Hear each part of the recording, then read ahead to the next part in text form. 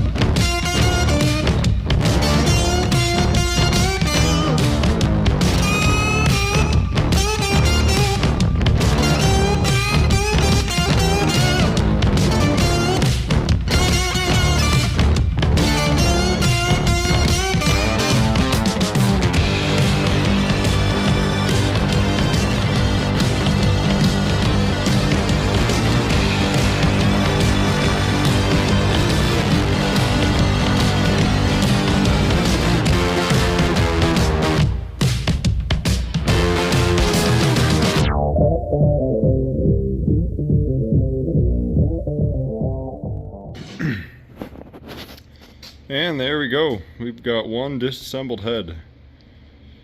Pretty straightforward. I've done a few of these, so it's not a big deal to take apart.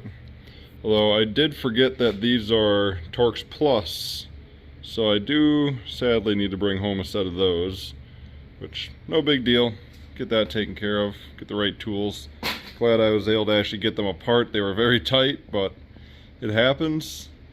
Got everything apart here, so time to get all these seals off, relap the valves, and heck yeah, overall we're just gonna hope for the best on this. And if anybody is interested, This is my homemade ghetto setup for doing Subaru valves. I have this is a spacer for when you do the exhaust valves. Gotta have that because they're spaced different, and then otherwise you don't need it. But a couple blocks there just to hold the valves in place while you use a washer cut in half on the end of a bolt to press it out and get your keepers out. So makes it nice and simple.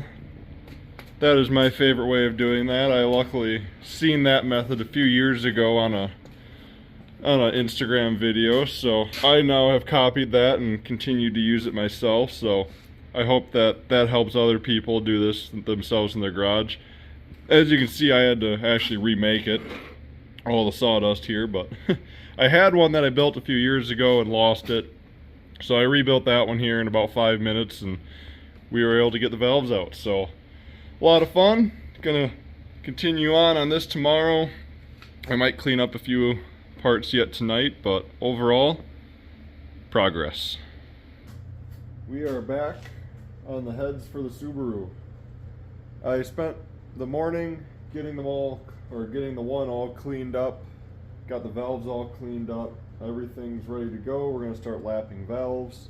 So gonna set up the time lapse, gonna get to it, get the valves lapped and get them back in here. And I think I'm gonna wait till tomorrow night to reassemble it with the cams and all that in it, so that I can bring home my good torque wrench and a couple different sockets to help make it a little bit easier. So gonna do that tomorrow night, and yeah, we'll see. I might tear apart the other head yet today and get that cleaned up, just kind of see where the day takes me and keep trucking along. But for now, gonna get this one all put back together, and heck yeah, just have some fun with it.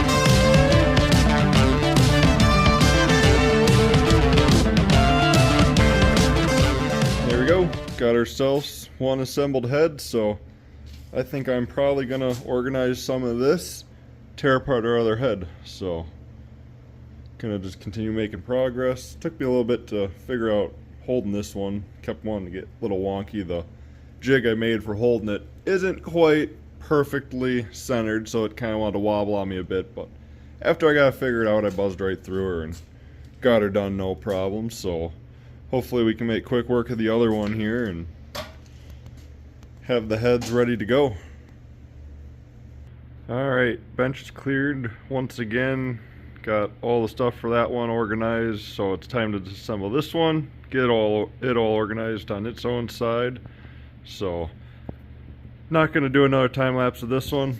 We're just going to get this one all knocked out. So here we go. There we go. We got one more disassembled head. Time to pull the valves out of it, so give ourselves one more of these and the valves will be out. Second head is completely disassembled. Didn't find anything majorly obvious of why cylinder 4 would have had low compression. At least no obvious issues with the head that way, but it is kind of interesting.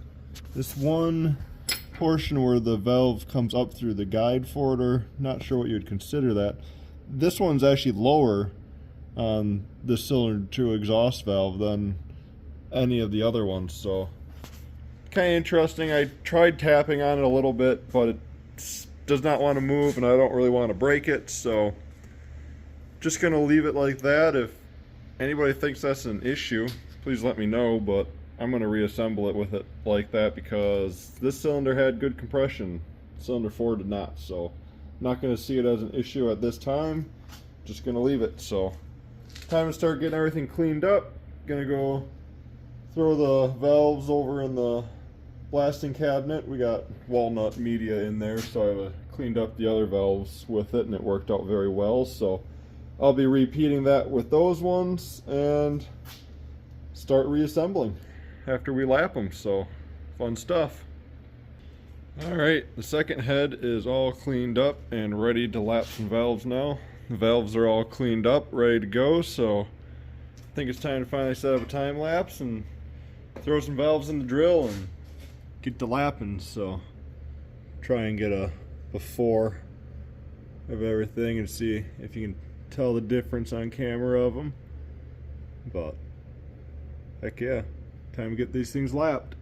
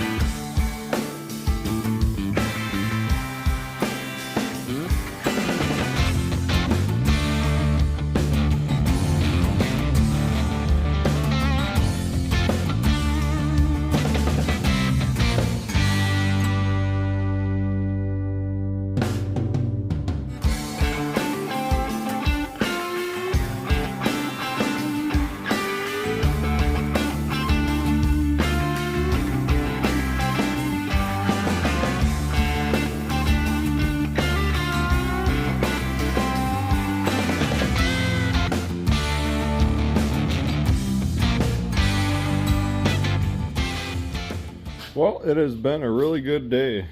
The heads are all ready to be fully assembled. Valves are lapped, new seals, everything's back assembled on that end. Tomorrow I'll get the cams and all that sealed and bolted and torqued back into place. I want to bring home my nice torque wrench and look up some torque specs tonight, and that way I can go through and do it right and not have to worry about it. So that's going to be it for tonight though. Good progress overall this weekend. Time to jump back into working after work. Alright, it is finally time to assemble the heads. Got one thing left I gotta do. I gotta clean the cam cap, retainer, bracket pieces. I don't know exactly what you'd call them, but gotta clean up both of them and then we can get to fully assembling. Got my cheat sheet over here with all my torque specs that I'll need, so we are ready to go. I'll start a time lapse after I get these guys here all cleaned up and let the fun begin. Alright, everything's finally cleaned up. It is time to start throwing some RTV down and start getting these things torqued together. So, time to let the time lapse roll on. All the parts are nice and clean. It's always satisfying.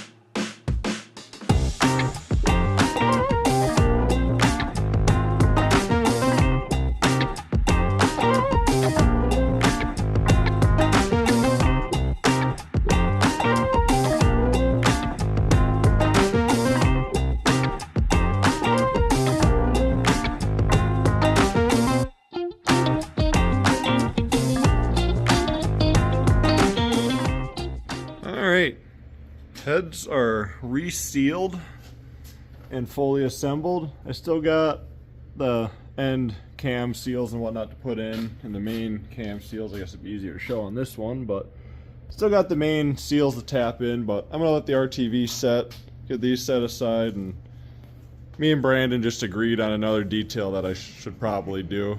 I think it's time to redo the intake. All the paint is just flaking off of this, so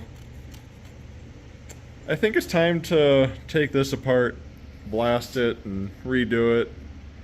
And you can probably get a hint off of what color I'm gonna do, but I ain't gonna say until it's done, because it should be obvious by now. But yeah, time to redo this as a little fun side project for the night.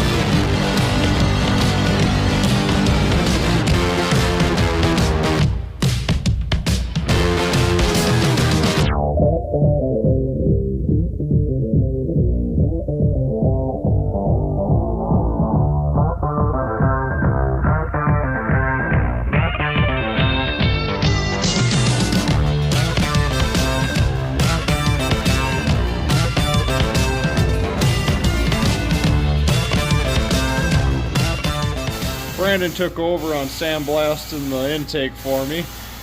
While he's been working on that, I got my trans mount put together.